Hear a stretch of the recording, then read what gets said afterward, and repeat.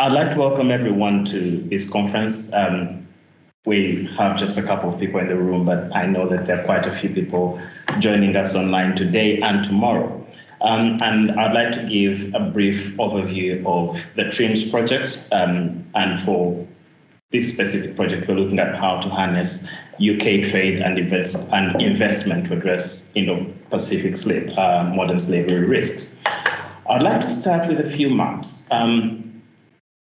One is a map of the world that presumably we're all familiar with. And although it might not seem as apparent from looking at a plain unlabeled map of the world, there is a lot that happens across the borders in terms of trade, in terms of investment. And one of the maps that I'll be looking at, that I'll be showing in just a few moments, highlights another issue that is very close to us. As a starting point, I'd like to remind us that practically everybody trades. This is a map of the WTO membership. The countries shown in green are all members of the WTO. The countries in yellow are observers. So these are these are countries that are acceding to the WTO agreements and seeking to join what is probably the biggest global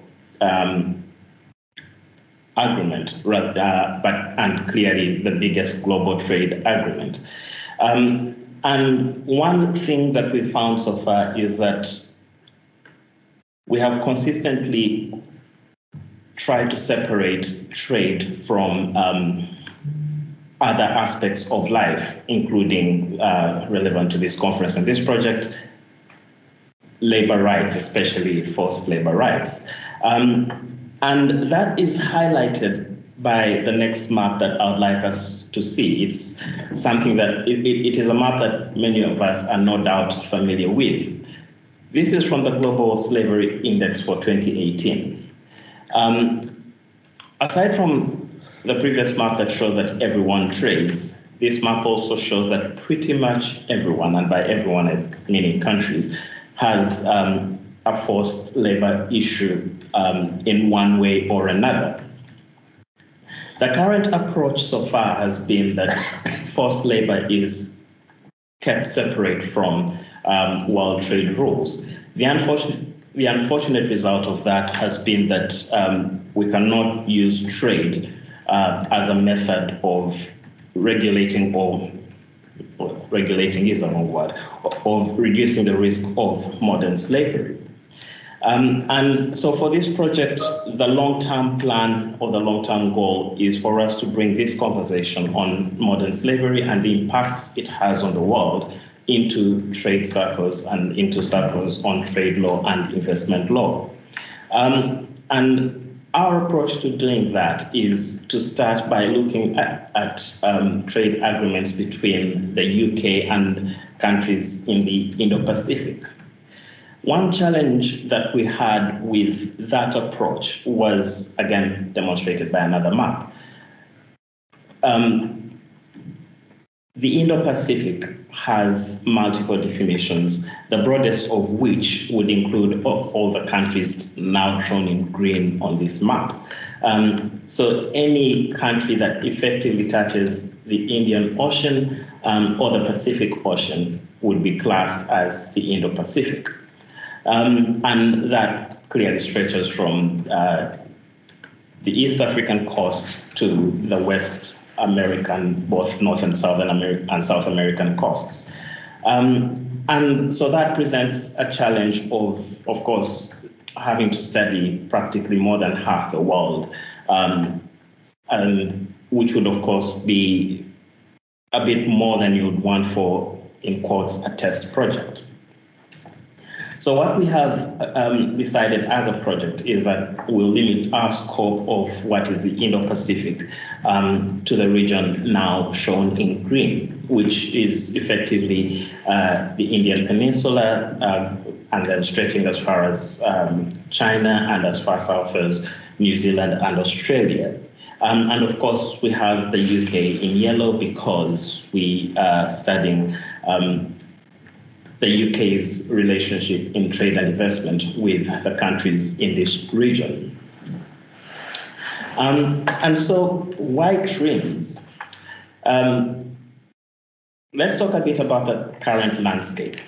The current regulation of that relationship between labor rights, forced labor, modern slavery, and international investment law and international trade law is kind of like this funnel that I have up.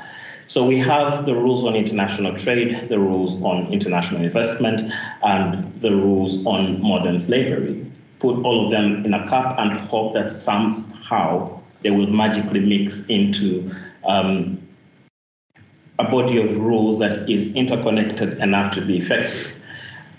As we know, that has not been the case. And I'm going to explain briefly why we think that is.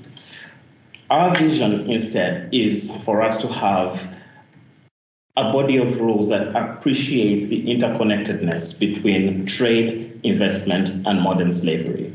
Because our thinking is that we cannot in any way fully divorce labor rights from all kinds of production that are related to trade, to international trade, or all kinds of production that are related to investment. And so what we need instead of the current separate regime on trade rules, investment rules, and modern slavery is a regime that accounts for labor rights within the trade rules. As part of the project, we of course have identified some knowledge gaps, and I'll start with what we do know. We know that there is no multilateral or global trade legal regime on modern slavery. And as I've said, that makes it a bit difficult for us to use trade as a method of regulating or of limiting modern slavery risks. This is something that is highlighted in the nature of the way the WTO works. When we contacted someone at the WTO asking them to join this conference, the initial response we got was, well, we don't talk about labor rights at the WTO, so maybe consider, and they listed a couple of institutions that they thought we should go to instead. And that, I think, demonstrates the outlay of the land as it is, or of the law as it is, that modern slavery, which we know as a recurrent and significant issue, has effectively been left out of regulation by trade.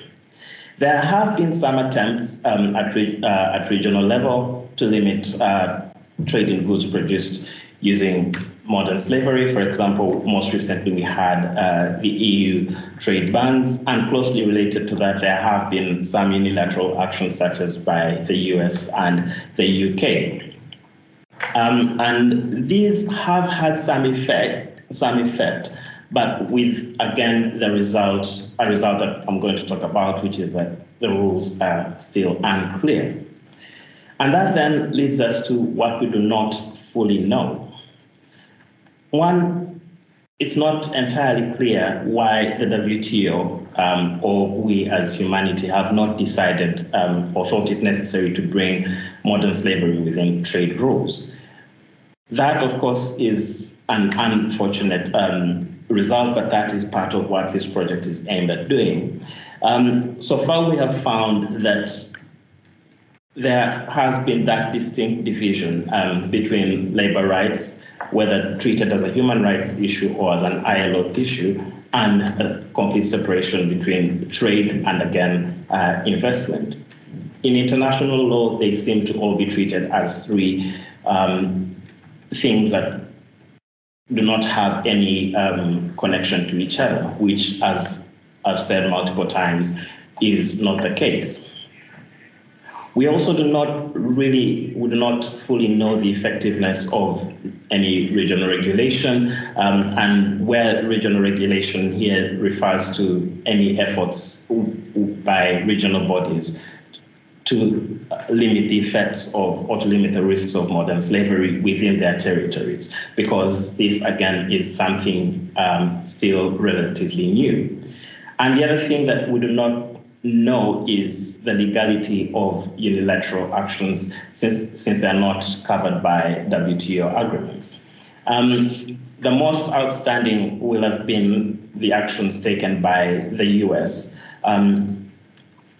banning imports, and there will be presentations on this later in the conference, banning imports of rubber gloves from Malaysia, for example, but there have also been others for goods from, I believe it is a certain a region in China that we'll also be talking about later in the conference.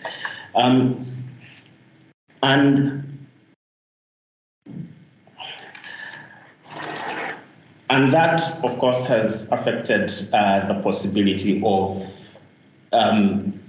any of these unilateral actions being completely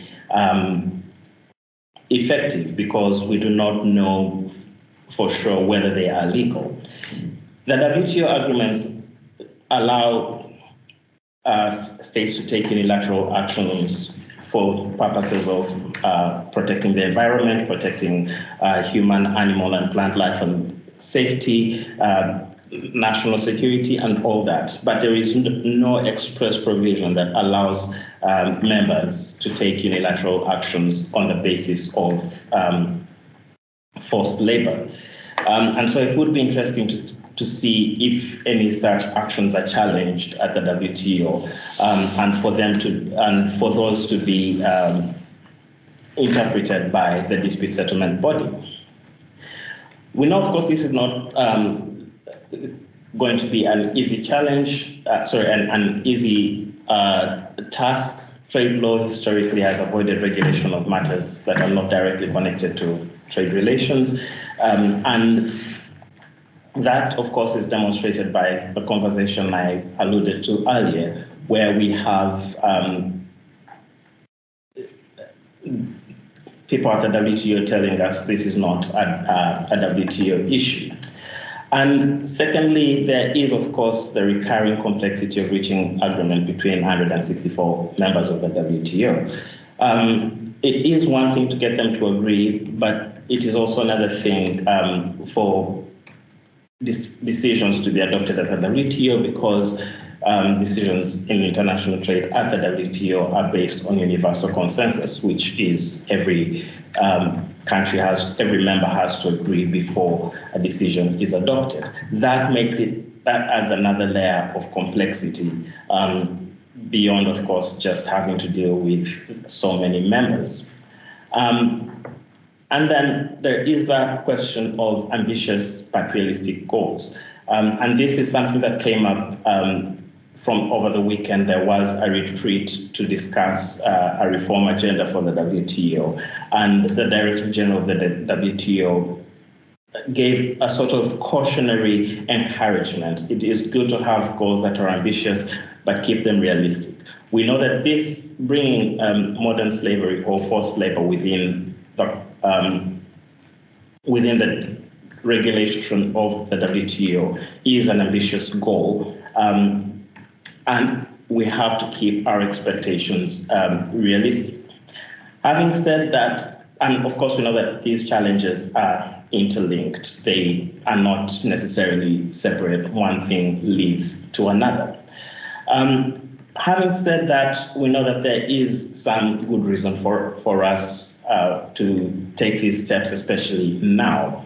International trade cannot logically be divorced from modern slavery risks because, as I've said, even in the most capital-intensive economies or processes of production, there will always be a labor component. So we cannot bury our heads in the sand and pretend that these do not matter forever. And then we also have to bring an end to that back and forth between trade law and other fields of law that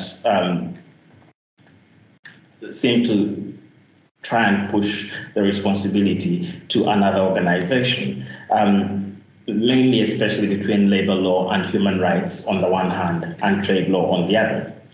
And given the ongoing conversation that I just mentioned, emerging even as recently as this last weekend, there is a push for WTO reform on multiple fronts. And I think this might be a good time, this would be a good time for us to bring this conversation before the WTO. How we're doing it for this project, again, I'll be very brief on this. We're using a mix of qualitative and quantitative methods, and using this conference to build a global research practice network. So as we'll be saying, especially in the final session tomorrow, we will be seeking to establish a network, a long-term network that will be developing scholarship and practice guidelines and so on how to bring forced labor and modern slavery within the trade and investment law. And we will also producing, of course, data sets presenting evidence of the effectiveness of trade rules in addressing modern slavery risks, using, of course, the rules that we will have found from the Indo-Pacific region. And we'll also be presenting case studies on China, India, Malaysia, and Thailand, and how modern slavery has been approached in those countries, and how both domestic regulation but also the relation to regional agreements has had an effect, if any. And stakeholders, basically everyone on this attending this conference, government departments, civil society, anyone involved in trade and investment within the Indo-Pacific region, but also beyond, and then eventually bringing the conversation to a global arena under the WTO, World Economic Forum, and so on. And there will be plenty of opportunities for us to have policy impact, both in terms of ongoing trade negotiations either at the UK level, but also hopefully at a more global level. And of course, as I mentioned earlier, because the unilateral actions by states have not necessarily been interpreted as to whether they are legal under the WTO rules, that is another area for us to have an impact in terms of policy. And then the Xinjiang Sanctions.info is a website that the Rights Lab is maintaining that highlights any sanctions that arise out of the use of forced labor in that region. And finally, the WTO reform agenda, which we think would be a good opportunity for us to bring this conversation into a more global arena. Thank you very much.